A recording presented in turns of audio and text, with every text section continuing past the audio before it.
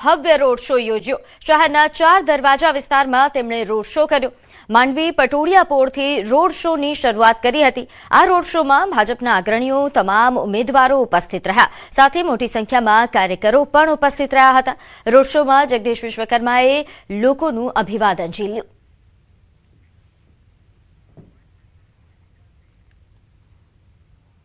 તો મહેસાણા મહાનગરપાલિકા બન્યા બાદ પ્રથમ ચૂંટણી યોજાવા જઈ રહી છે, ત્યારે વોર્ડ નંબર 6 માં ભાજપે શક્તિ પ્રદર્શન કર્યું। સાંજે 6 કલાકે સિંધી સોસાયટી મધ્યસ્થ કાર્યાલયથી એક ભવ્ય રોડ શોની શરૂઆત થઈ।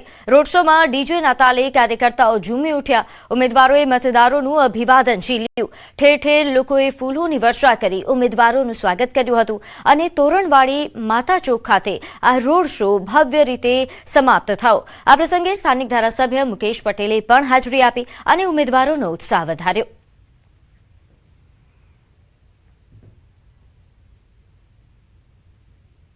મહેસાણા શહેરના તમામ નાગરિકોએ એક મન બનાવી દીધું છે કે આ વખતે મહેસાણા મહાનગરપાલિકાની જ્યારે પ્રથમ ચૂંટણી છે એટલે 52 માંથી 52 સીટ ભારતીય જનતા પાર્ટીના ફાળે જાય। તો વડોદરા જિલ્લા પંચાયતની ચૂંટણીનો રંગ જામ્યો છે। પોર બેઠકના અપક્ષ ઉમેદવાર નયના પરમારે પ્રચાર શરૂ કર્યો। પૂરજોશમાં તેઓ પ્રચાર કરી રહ્યા છે। પોરના પ્રસિદ્ધ બળિયાદેવ મંદિર ખાતે દર્શન કરી તેમણે લોક સંપર્કની પણ શરૂઆત કરી હતી। નોંધનીય છે કે મંદિરની દુર્દશા માટે ચૂંટાયેલા પાંખ પર તેમણે આક્ષેપ કર્યા। સોશિયલ મીડિયા સ્ટાર અને ભાજપના ઉમેદવાર અંકિતા પરમારની સામે નયનાબેન પરમાર મેદાનમાં છે। પોર ગામના અગ્રણી સ્વર્ગસ્થ શાંતિલાલ પટેલના ઘરે જઈને તેમને કુટુંબીજનોના આશીર્વાદ પણ લીધા। મેં કોઈને ભાડેથી નથી બોલાવ્યા, પણ બધા એમની જાતે પોતાની રીતે આવ્યા છે। જેટલા પણ જગ્યાએ ગયા ત્યાં બધા લોકોએ પોતપોતાની સમસ્યા રજૂ કરી છે। અમે જોયું છે, અમે જ્યારે જીતીને આવીશું ત્યારે બધી સમસ્યાઓ હલ કરવા માટે અમે પ્રતિબદ્ધ છે। એક વ્યક્તિને તમે પર્સનલી પૂછી શકો છો। કોઈ વ્યક્તિ ભાડેથી લાવવામાં નથી આવ્યું, નથી 200 રૂપિયા આપ્યા, નથી 500 રૂપિયા આપ્યા। તમે જોશો તો બહાર જે ગાડીઓ છે એ પણ ભાડે નથી આવી। આ જે પબ્લિક છે એ મારા ચાહકો છે, મારા ગામના લોકો છે। તો વડોદરામાં વોર્ડ નંબર 16ના કોંગ્રેસ ઉમેદવારોની જંગી રેલી યોજાઈ, જ્યાં સતત 10મી વખત કોર્પોરેટરની ચૂંટણી લડતા ચંદ્રકાંત શ્રીવાસ્તવ, ગોપાલ રબાલી, અલકાબેન પટેલ અને ચાંદીબેન સોનાવણેની જંગી રેલી યોજાઈ હતી। વિજય સંકલ્પ રેલીમાં પૂર્વ ધારાસભ્ય મધુ શ્રીવાસ્તવ પણ જોડાયા। ચંદ્રકાંત શ્રીવાસ્તવનું નિવેદન સામે આવ્યું। સતત 10મી વખત તેઓ કોર્પોરેટર બનશે તે વિશ્વાસ વ્યક્ત કર્યો। તેમણે કહ્યું કે લોકોનો પ્રેમ છે એટલે મોટી સંખ્યામાં રેલીમાં જોડાયા। કોંગ્રેસના બધા જ ઉમેદવારોને જીતાડવા માટે અમારો પ્રયાસ।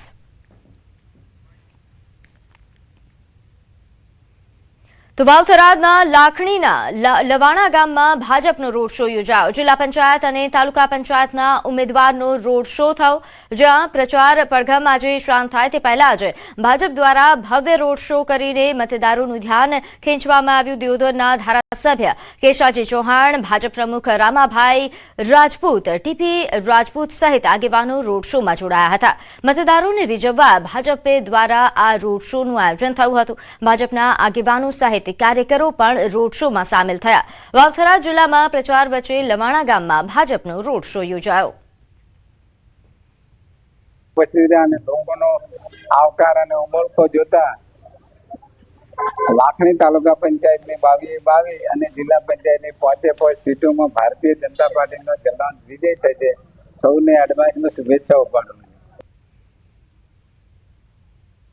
તો અમદાવાદમાં ચૂંટણી પૂર્વે રાજકીય ગરમાવો વધ્યો છે। શહજાદ ખાન પઠાણે 4 ઉમેદવારો સાથે ભવ્ય બાઇક રેલી યોજી અને શક્તિ પ્રદર્શન કર્યું, જેમાં મોટી સંખ્યામાં સમર્થકો જોડાયા। શહેરના વિવિધ વિસ્તારોમાં ઉત્સાહનો માહોલ જોવા મળ્યો। રેલી દરમિયાન પઠાણે દાવો કર્યો કે વિકાસના અભાવવાળા વિસ્તારમાં આ વખતે કોંગ્રેસને બહુમત મળશે। ખાસ કરીને દાણીલીમડા વિસ્તારમાં લોકોમાં કોંગ્રેસ પ્રત્યે વધુ અપેક્ષા હોવાનું તેમણે જણાવ્યું।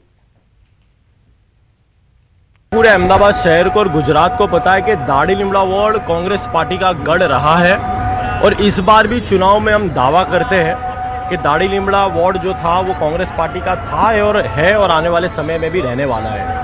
जिस प्रकार से भारतीय जनता पार्टी 20 वर्षों से शासन कर रही है, लगातार अहमदाबाद शहर की जनता को परेशान किया गया है। कांग्रेस के विस्तार के कोर वोटर भी क्यों ना हो, विकास कामों को लेकर भारतीय जनता पार्टी ने हर जगह अड़चन लगाने की कोशिश की गई है।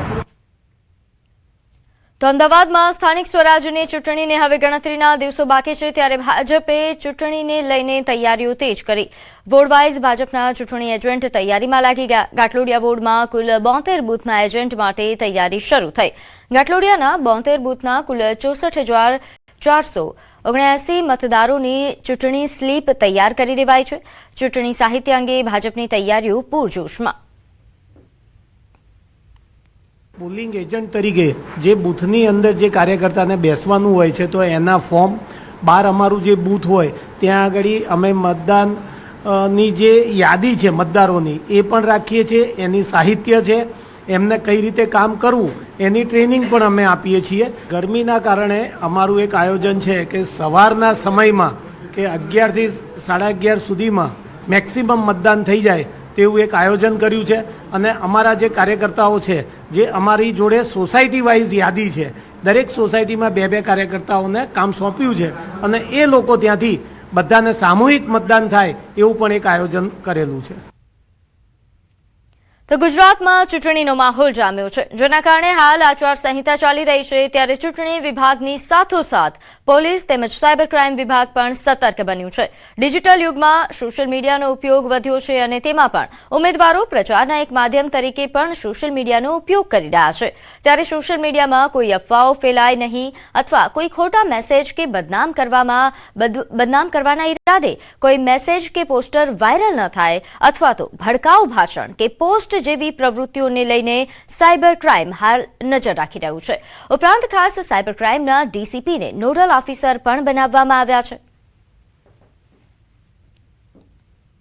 આપણે બલ્ક એસએમએસ જે ઘણીવાર ચૂંટણી પહેલાં મોકલાતા હોય છે એના પર ખાસ નજર રાખવામાં આવે છે. એમાં કોઈ પણ કંપની, બધા ટેલિકોમ કંપની સાથે અમારું સંકલન છે. સંકલન મીટિંગ પણ થઈ ગઈ છે 2 વાર અને એ મીટિંગ દરમિયાન આપણે સ્પષ્ટ કર્યું છે કે આવી રીતે કોઈ પણ બલ્ક એસએમએસની સુવિધા આપતા હોય તો આપણને તરત જાણ કરવાની છે અને એમાં અમે કાયદેસર કાર્યવાહી કરવાના છીએ. તે સાથે સાથે સોશિયલ મીડિયા તમામ પ્લેટફોર્મ પર અમારી મોનિટરિંગની ટીમ છે. હવે સમાચારમાં આગળ વાત કરીએ. અમદાવાદમાં નારોલ પોલીસે કરોડોની ઘરફોડ ચોરીનો ભેદ ઉકેલી કાઢ્યો છે. કરોડોના મુદ્દામાલ સાથે આરોપી માલા સમેચાની ધરપકડ કરવામાં આવી. ગાંધીનગરના સેક્ટર 2 માંથી ચોરી થઈ હતી. ચોરી થયેલો 1 કરોડથી વધુનો મુદ્દામાલ કબજે થયો છે. નારોલ પોલીસે આરોપી પાસેથી મુદ્દામાલ કબજે લીધો છે. કુલ ₹92.28 લાખના સોના ચાંદીના દાગીના, 76,000થી વધુ અમેરિકન ડોલર કબજે કરવામાં આવ્યા છે. આ ઉપરાંત અગાઉ આરોપી વિરુદ્ધ અલગ અલગ જિલ્લામાં ગુના નોંધાયા હોવાનું પણ સામે આવ્યું છે. ગાંધીનગર, પાટણ, બનાસકાંઠા, કચ્છમાં ગુના નોંધાયા છે. દાહોદ શહેરના ગોદી રોડ વિસ્તારમાં આજે આગની એક ઘટના સામે આવી છે. રેલવે સ્ટેશન નજીક આવેલી નૂર પ્રાઇમ સોસાયટીના ખુલ્લા પ્લોટમાં એક કારમાં અચાનક આગ લાગી હતી. આગ એટલી ઝડપથી ફેલાઈ કે 2 કાર આગની લપેટમાં આવી ગઈ. બંને કાર સંપૂર્ણ રીતે બળીને ખાક થઈ ગઈ હતી. ઘટનાની જાણ થતાં જ ફાયર બ્રિગેડની ટીમ તાત્કાલિક ઘટના સ્થળ પર પહોંચી અને આગ પર કાબુ મેળવ્યો. આ ઘટનામાં કાર માલિકોને ભારે આર્થિક નુકસાન થયું.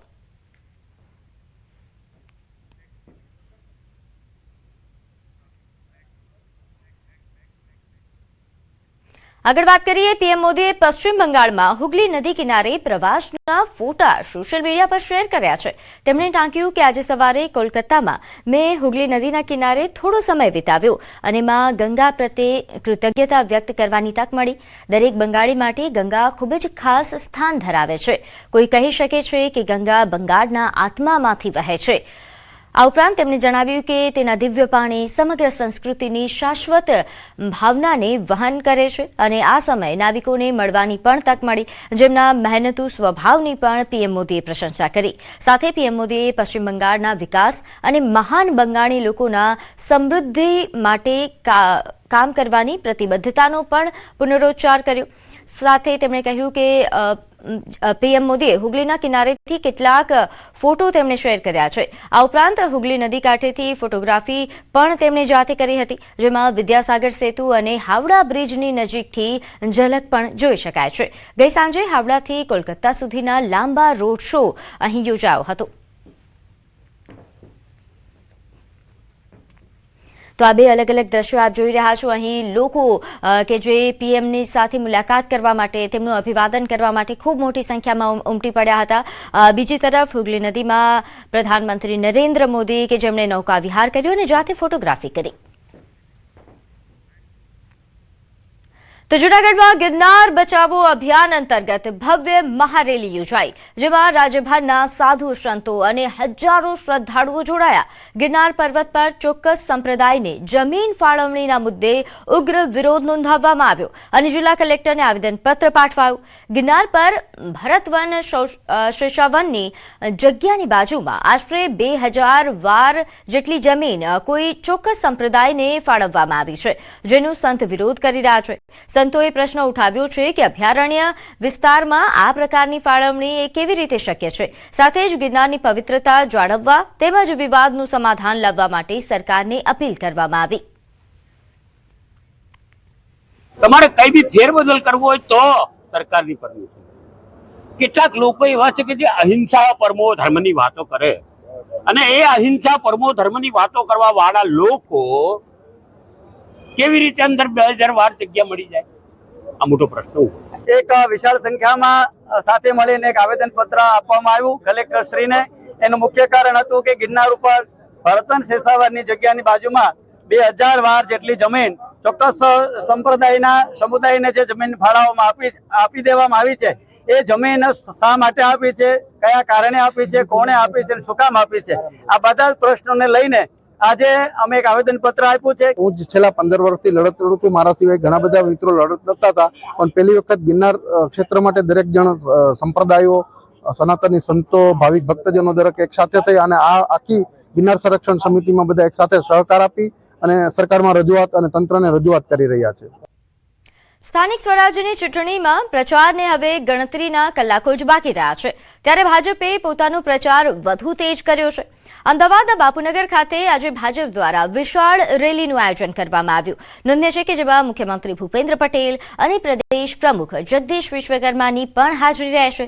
આ રેલી શ્યામ શિખરથી બાઇક રેલી રૂપે શરૂ થઈ ઠક્કર બાપાનગર, લીલાનગર અને ખોડિયારનગર માર્ગે પ્રસાર થઈ અંતે ખોડિયાર મંદિર ખાતે સમાપ્ત થશે. આ રેલી દ્વારા ભાજપ પોતાની શક્તિનું પ્રદર્શન કરશે અને આ દ્રશ્યો, લાઈવ દ્રશ્યો આપ જોઈ રહ્યા છો. અમદાવાદમાં જે આ મહારેલીનું વિશાળ રેલીનું જો આયોજન કરવામાં આવ્યું છે, જેમાં બાઇક રેલી અને આ બાઇક સવારો જોઈ શકાય છે, ખૂબ મોટી સંખ્યામાં જોડાયા છે. તો ભાજપ પોતાનું હાલ શક્તિ પ્રદર્શન કરી રહ્યું છે. અમદાવાદ ખાતે બાપુનગરમાં આ રેલીનું આયોજન કરવામાં આવ્યું છે, જ્યાં મુખ્યમંત્રી સાથે સાથે ભાજપના પ્રદેશ પ્રમુખ જગદીશ વિશ્વકર્મા પણ હાજર છે અને તેઓ ભાજપના ઝંડા સાથે બાઇક રેલીને પ્રસ્થાન કરાવવામાં આવી રહ્યું છે અને ખૂબ મોટી સંખ્યામાં અહીં બાઇક સવારો સાથે અન્ય કાર્યકરો પણ ઉપસ્થિત છે. અને હાલ જાણે બાપુનગર એ કેસરિયા રંગે રંગાયું હોય તેમ કેસરિયા રંગ સાથે આ તમામ ભાજપના કાર્યકર્તાઓ પ્રચાર માટે છેલ્લા સમયનો જે આ પ્રચાર છે તેમાં તમામ જોર લગાવી રહ્યા છે. તો સ્થાનિક ચૂંટણી પ્રચારના ગણતરીના કલાકો બાકી છે અને આ ગણતરીના કલાકોમાં ભારતીય જનતા પાર્ટીના તમામ અગ્રણીઓ, તમામ નેતાઓ, તમામ દિગ્ગજો પોતાની એડી ચોટીનું જોર લગાવી રહ્યા છે. તો આ લાઈવ દ્રશ્યો અમે અમદાવાદના બાપુનગરથી આપને બતાવી રહ્યા છીએ, જ્યાં મુખ્યમંત્રી જાતે ઉપસ્થિત છે અને તમામ ઉમેદવારોનો, અહીં જે કાર્યકર્તાઓ ખૂબ મોટી સંખ્યામાં ઉપસ્થિત છે તેમનું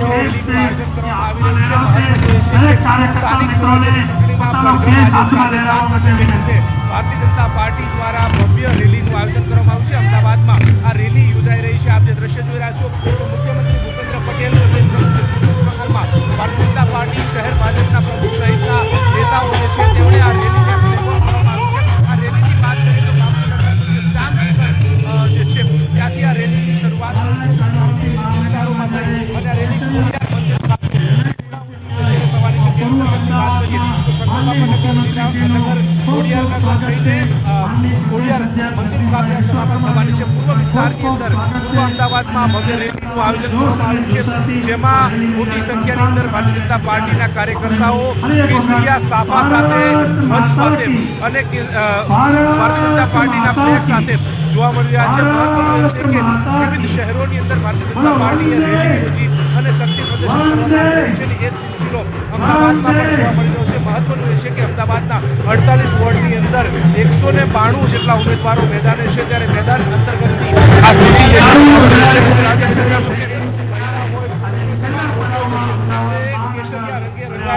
જોવા મળી રહ્યા છે અને આ પ્રકારે રેલી સાથે શક્તિ પ્રદર્શન કરી રહ્યા છે. ભારતીય જનતા પાર્ટીનું શક્તિ પ્રદર્શન. ભારતીય જનતા પાર્ટી એ ચોક્કસ નિશ્ચિત છે, એટલે અમારા કાર્યકર્તાઓના ઉત્સાહ છે.